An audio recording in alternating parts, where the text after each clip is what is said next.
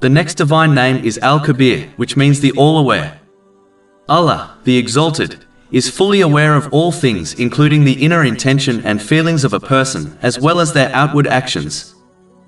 The Muslim who understands this will ensure they not only perform righteous deeds, but will do so with the correct intention, knowing that they might be able to fool people, but Allah, the Exalted, is fully aware of their intention and inward state, and will hold them accountable according to it. A Muslim must act on this divine name by striving to gain and act on useful worldly and religious knowledge sincerely for the sake of Allah, the Exalted. In addition, they must constantly supervise their inward and outward states. Through this they will become aware of their faults and strive to rectify them. A Muslim should not live heedless to the purpose of their creation. They should instead live in full awareness and therefore obey Allah, the Exalted, by fulfilling His commands, refraining from His prohibitions, and by facing destiny with patience.